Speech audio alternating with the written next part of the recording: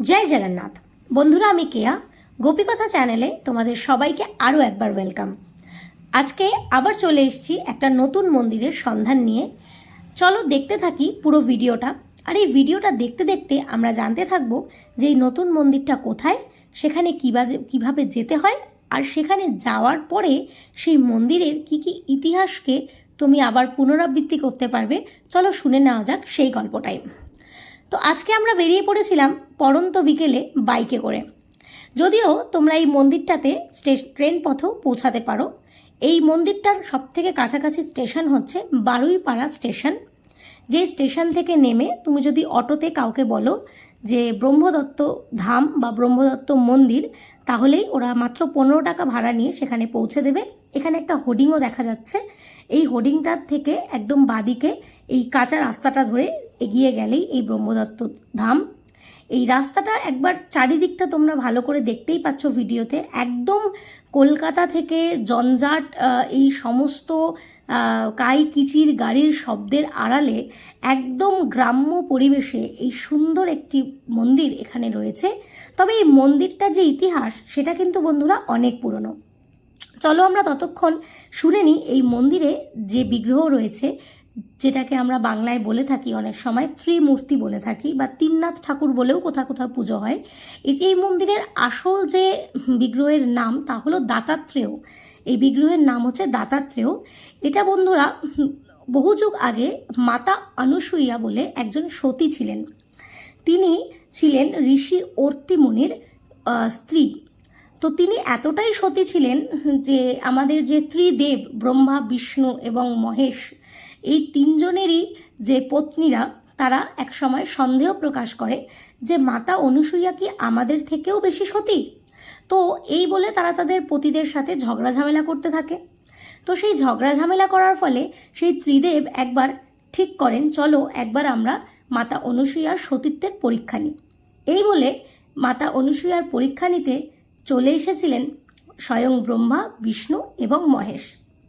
কিন্তু সেই সময় মাতা অনুসূয়া গিয়েছিলেন নদীতে স্নান করতে। তো ওনার কুটিরে যখন উনি আসলেন, এসে দেখলেন যে 3জন সাধু তার ঘরে এসেছেন।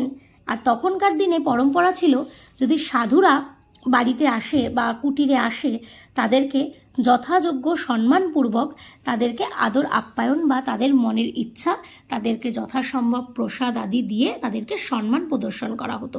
তো 3জন সাধু, ব্রহ্মা, বিষ্ণু এবং মহেশ, সাধু বেশে তাদেরকে মাতা অনুসূয়াকে যখন দর্শন দিলেন, তো মাতা অনুসূয়া জানতে চাইলেন যে আমি আপনাদের কিভাবে সেবা করতে পারি। তখন তারা জানালেন, আমরা বড়ই ক্ষুধার্ত এবং এখনই আমাদেরকে কিছু প্রসাদ দেওয়া হোক।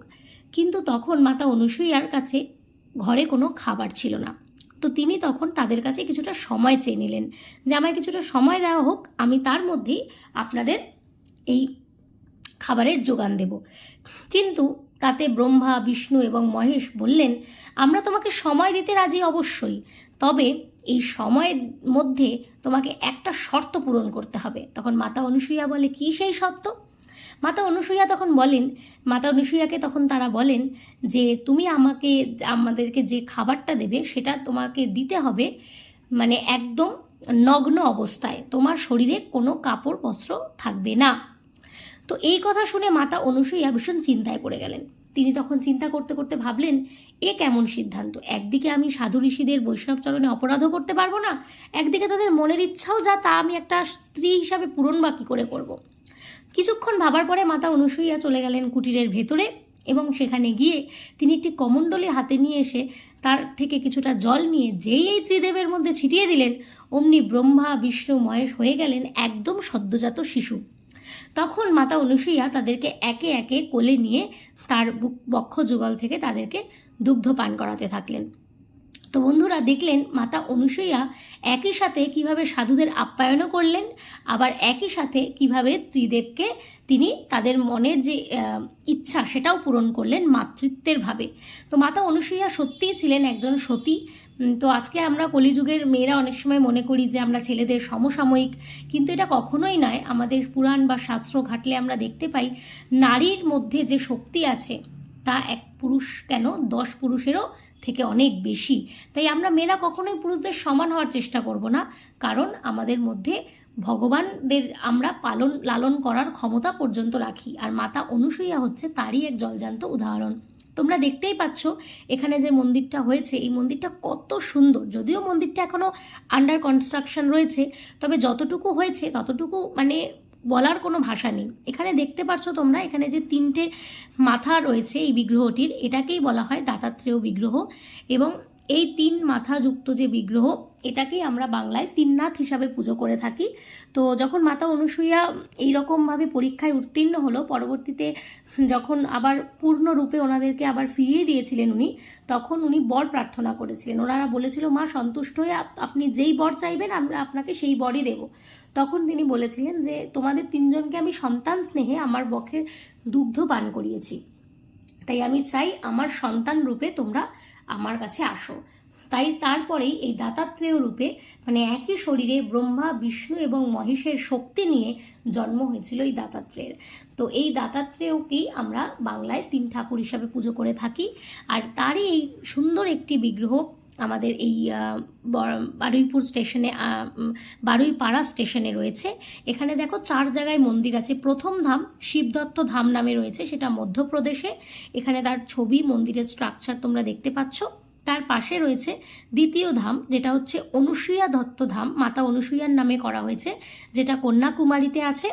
আর তৃতীয় ধাম, যেটা আমরা ব্রহ্মদত্ত ধাম নামে কলকাতা, যেটা আমরা এখন আছি এই বারুইপাড়া স্টেশন যেটা তোমাকে দেখাচ্ছি, তার কাছাকাছি ঠিক এইখানে ব্রহ্মদত্ত ধামের একটা কনস্ট্রাকশনের ছবি দেওয়া আছে। তার পাশে চতুর্থ ধাম আছে অত্রি দত্ত ধাম, যেটা উত্তরাখণ্ডে আছে। যেহেতু ঋষির নাম ছিল অত্রি মুনি আর মাতা অনুসূয়া, এদের দুজনেরই সাথে এই লীলাটা হয়েছিল। তাই জন্য কোনো জায়গায় অত্রি মুনির নামে, কোনো জায়গায় অনুসূয়ার নামে, কোনো জায়গায় ব্রহ্মদত্ত নামে।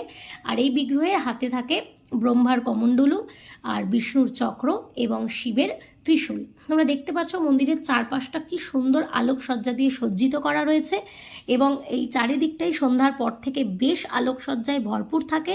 সন্ধ্যার পর থেকে এবং সকালের দিকেও প্রায় ভিড় হয়। এখানে মাঝে মাঝে প্রসাদ বিতরণও করা হয়।